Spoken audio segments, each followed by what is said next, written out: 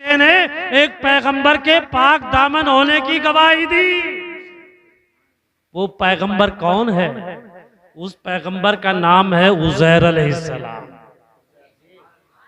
क्या नाम है? हजरत उज़ैर अलैहिस्सलाम। उज़ैर अलैहिस्सलाम के दौर में कुफ्र और शिर्क के शोले भड़क रहे थे, अय्यारियों मक्कारी के बाजार गर्म थे। हजरत उज़ैर अलैहिस्सलाम दीन की तबलीग में मशहूर थे, लेकिन कुछ गुस्ताखों ने, कुछ मक्कारों ने, कुछ गद्दारों ने ये मीटिंग की कि इनका तो मजहब फैलता जा रहा है, इनका दीन फैलता जा रहा है, ऐसा करो जो इनकी इज्जत खाक में मिल जाए, ऐसा प्लान बनाओ। तो एक फाहिशा औरत थी जिसको उर्फे आम में रंडी कहते हैं। एक फाहिशा रंडी को कहते हैं। एक फाहिशा औरत, उसको बुलाया गया, उसको लालच दिया, कहा कि तुझे बहुत बड़ी माल और दौलत देंगे और जो तेरी गोद में ये बच्चा है 40 दिन का, तेरी गोद में जो ये बच्चा है इसे बड़े दरबार में तू कहना कि उज़ैर अलैहिस्सलाम ने मुझसे हरामकारी की है और उसी हरामकारी से ये बच्चा पैदा हुआ है। कैसे देखिए, हर दौर में रहे दीन को मिटाने वाले, हर दौर में रहे। तो उधर बादशाह का दरबार लगा हुआ है, बहुत से लोग इकट्ठा है, लोग पहुंच गए, वो फाहिशा औरत भी पहुंच गई। और पहुंचने के बाद कहा, बादशाह साहब, बोले क्या मामला है? कहा कि उज़ैर ने मेरे साथ में बदफेली की है और उसे ये बच्चा पैदा हुआ है। अब उज़ैर अलैहिस्सलाम की नजरें नीची हो गई, क्या जवाब दो? कहा कि कोई गवाह है तुम्हारा, बताओ। बादशाह ने कहा कोई पाक दामन होने गवाह है? उज़ैर अलैहिस्सलाम खामोश।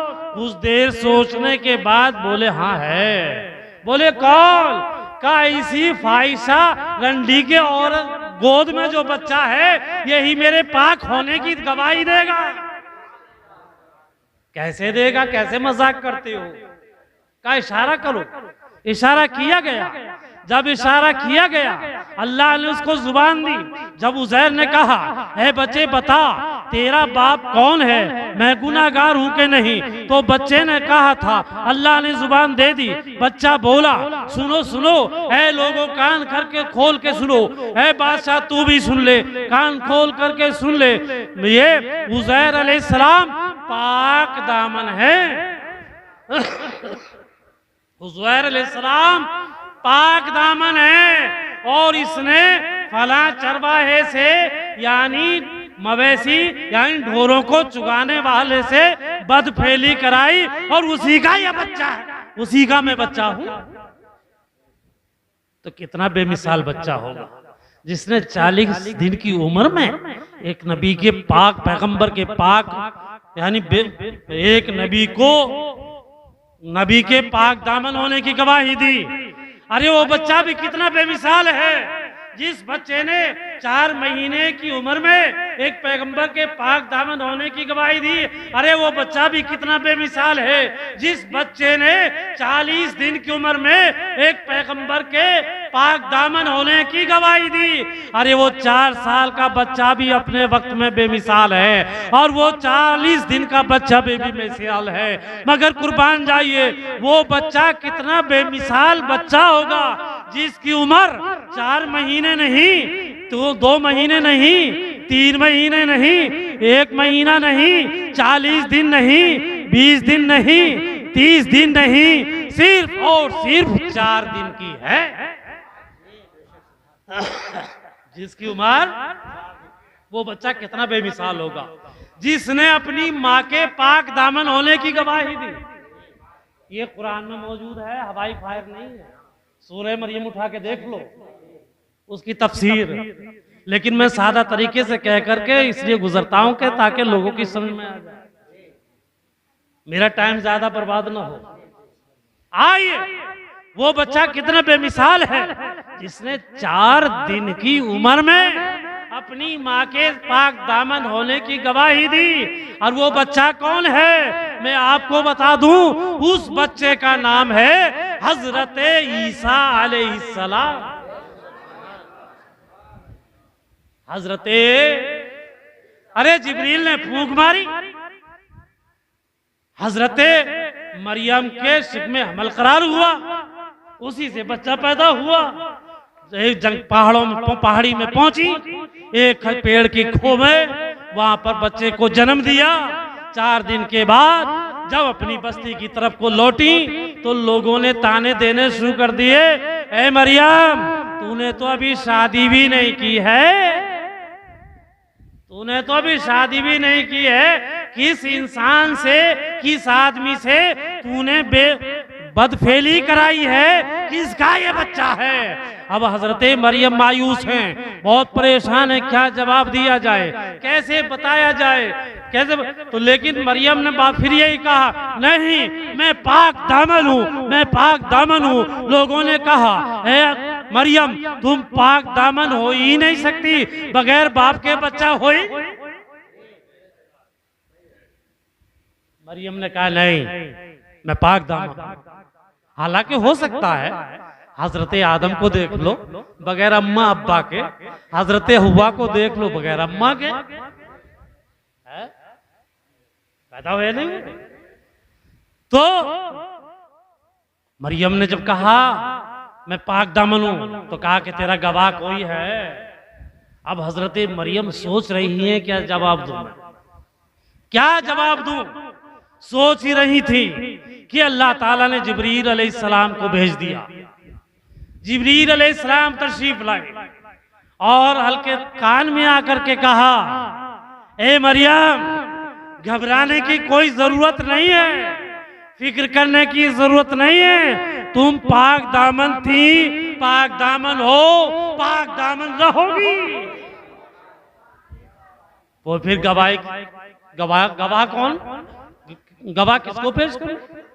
तो जिब्रील ने कहा कि तेरी गोद में जो बच्चा है यही तेरे पाक दामन होने की गवाही देगा,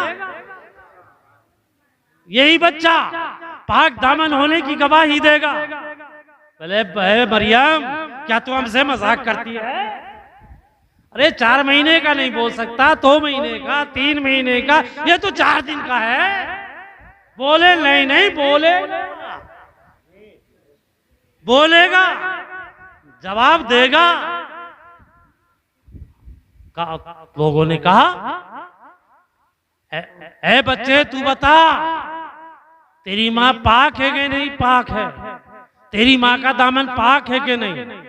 तो अल्लाह ताला ने उस बच्चे को जुबान अता फरमाई, और जब जुबान अता फरमाई अल्लाह ताला ने तो हजरत ईसा 4 दिन की उम्र में बोल उठे। ऐ लोगों कान खोल करके सुनो, मैं अल्लाह का नबी हूँ और अल्लाह की तरफ से आया हूँ, अल्लाह ने नबी बनाकर भेजा है और मुझे किताब भी अता फरमाई है और मेरी माँ पाक दामन है। तो बोलो बच्चा बेमिसाल होगा क्या नहीं होगा।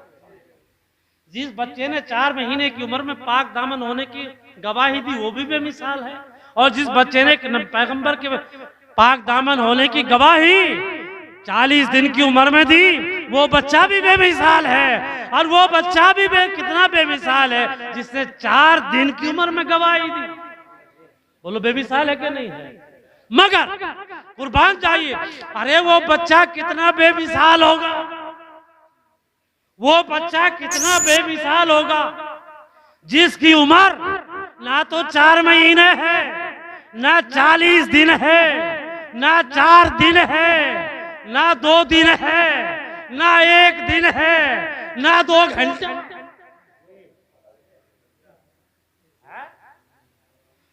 ना 2 घंटे की उम्र भी नहीं है, 1 घंटे की उम्र नहीं, आधा घंटे की भी उम्र नहीं, 15 मिनट की भी उम्र नहीं। देखो साफ साफ बात है भाई, देखो सीधी सीधी, हेर फेर की कोई बात नहीं। आज मैंने सोचा कुछ ऐसी गुफ्तगू कर ली जाए। आइए ज़हन को करीब लाइए, तो बच्चा कितना बेमिसाल है, पैदा हुआ और होते ही अपनी उम्मत को याद फरमाया।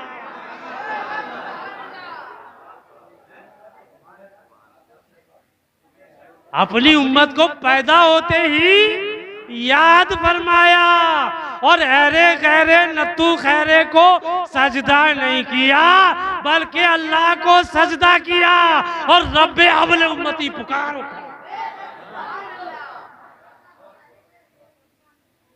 है बहुत घुमा के लाया हूं बात है, बहुत घुमा के लाया हूं। पहले सोच रहे होगे पता ना मौलाना साहब इधर की आंक रहे होंगे, लेकिन ऐसी कुछ नहीं है, मैं जड़ को बता देना चाहता हूं। तो हमारे नबी करीम सल्लल्लाहु अलैहि वसल्लम 12 रबीउल अव्वल को पीर के दिन पैदा हुए और पैदा होते ही सर को सजदे में रख दिया। बोले उस वक्त उम्र थी 15 मिनट की, 10 मिनट की, चलो 5 मिनट की नहीं, उन्होंने तो आते ही सर को सजदे में रख दिया और रब्बे अबले उम्मती और अपनी उम्मत को याद फरमाया, ऐ रब मेरी उम्मत को हिबा कर दे, मेरे हवाले कर दे। तो इस जुमले से बहुत सी बातें जाहिर होती हैं। उलमाए किराम इस चीज को समझते हैं अच्छी तरह से, मैं आपको भी बता देता हूं। तो बताइए सजदा करने के लिए, सजदा इबादत करने के लिए, सजदा करने के लिए पाक होना जरूरी है, बावजू होना जरूरी है? और सजदा करने का तरीका सीखने के लिए इल्म का होना जरूरी है। और जब से दुनिया पैदा हुई और जब तक कयामत आएगी और सारी उम्मत को हमारे नबी ने याद फरमाया। तो जो सारी उम्मत का जो पहले से पैदा हुए और कयामत तक जो पैदा होंगे, मरने वाले होंगे, जीने वाले होंगे, नबी को पैदा होते ही पता था कि मेरे उम्मती गुनाहगार भी होंगे और मेरे उम्मती वफादार भी होंगे। तो पता ये चला कि हमारे नबी सल्लल्लाहु अलैहि वसल्लम पाको साफ पैदा हुए और आलिम पैदा हुए। आलिम ही नहीं बल्कि मुकम्मल इल्म पैदा हुए, मुकम्मल इल्म पैदा हुए। अल्लाह, मगर कुछ लोग कहते हैं नबी तो बेपढ़े थे, उम्मी। अरे यार, उम्मी का माना है बेपढ़ा, नबी पढ़े हुए नहीं थे। मगर नबी तो उस वक्त पढ़े थे। आज मैं एक टॉपिक दे दूं, ये तो रज़ाउल उलूम तो बाद में बना है, ये तो अब की पैदावार है। यही नहीं बल्कि अजमल उलूम भी बाद की पैदावार है, आला हजरत का मदरसा भी बाद की पैदावार है और मंजर इस्लाम बाद की पैदावार है। और यही नहीं बल्कि जामा अजहर यूनिवर्सिटी जो दुनिया का बड़ा मदरसा है वो भी बाद की पैदावार है। यही नहीं बल्कि मदीने में जो मदरसा बनाया गया वो भी बाद की पैदावार है। बल्कि जन्नत में मदरसा बनाया गया वो भी बाद की पैदावार है। सबसे पहले अल्लाह ताला ने मदरसा लामकामे बनाया, अल्लाह ने पढ़ाया, अपने महबूब को पढ़ाया। तो इस मदरसे की जड़ें कितनी मजबूत है जरा देखो तो सही। अरे ये मदरसा तो लामकामे भी था, जब अल्लाह पढ़ा रहा था रसूल पढ़ रहे थे। और ये तो मदरसा जन्नत में भी था, जब आदम अलैहिस्सलाम को जन्नत अता की गई थी और हव्वा को पैदा किया था। तो कुरान जवाब देता है वो अल्लमा आदम अल अस्मा, अल्लाह ताला ने तमाम अशिया के तमाम चीजों का इल्म आदम अलैहिस्सलाम को अता कर दिया गया। तो ये इल्म दुनिया में नहीं दिया था बल्कि जन्नत में दिया था, जन्नत में आदम को पढ़ाया था। और इस जन्नत में पढ़ने वाले के इल्म का आलम देखो, जन्नत में पढ़ने वाले के इल्म का आलम देखो। मुफस्सिरीन इस आयत करीमा की तफसीर, इस आयत करीमा के टुकड़े की तफसीर में इरशाद फरमाते हैं कि आदम अलैहिस्सलाम को अल्लाह ताला ने 6 लाख जुबानें अता फरमाई, 6 लाख भाषाएं अता की, 6 लाख इल्म अता किए। वल्लमा आदम अल अस्मा, एक रिवायत में 7 लाख भी आता है, मैंने 7 ही 6 की ही बयान की, 6 ही मान लीजिए। 6 लाख जुबानें आदम अलैहिस्सलाम को अता की गई, तो ये जन्नत में आदम अलैहिस्सलाम को अल्लाह ने पढ़ाया, 6 लाख जुबानें अता फरमाई। जब नबी के सदके में पैदा होने वाला जन्नत में पहुंचा, अल्लाह ने पढ़ाया, उसको 6 लाख जुबानों का इल्म दे दिया गया, तो फिर जिसको अल्लाह ताला ने लामकामे पढ़ाया होगा, फिर उसके इल्म का अंदाजा कौन लगाएगा? मुल्ला जी वैसे ही हिसाब लगा रहे हैं कि नबी को इतना दिया था, उतना दिया था, अंधा था या भैंसा था, या पीछे का ना जानते थे, या इधर का ना जानते थे, दखन का ना जानते थे, तो अकलों पर पत्थर पड़ गए, अकलों पर पत्थर पड़ गए। बहरहाल बात बहुत लंबी हो गई, मैं अपनी एक गुफ्तगू एकदम खत्म किए देता हूँ। ये एक ही जुमले पे मेरी तकरीर पूरी हो गई यार, अभी तो इसकी मैं किसी और पहलू पे भी नहीं पहुंचा। दुरूद पाक पढ़िए, अल्लाह रब मोहम्मद सल्लल्लाहु अलैहि वसल्लम नानो बे इबाद मोहम्मद सल्लल्लाहु अलैहि वसल्लम सलातो सलाम की या रसूल। तो बोलो हमारे नबी बेमिसाल है कि नहीं है?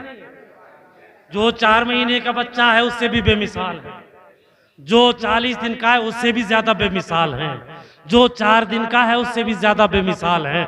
बल्कि मैं तो ये कहता हूं कि खालिके कायनात के बाद सबसे बेमिसाल मदीने के ताजदार, सबसे औला वो आला हमारा नबी, सबसे बाला वो बाला हमारा नबी, और सारे ऊंचों से ऊंचा समझिए जिसे है उस ऊंचे से ऊंचा हमारा नबी।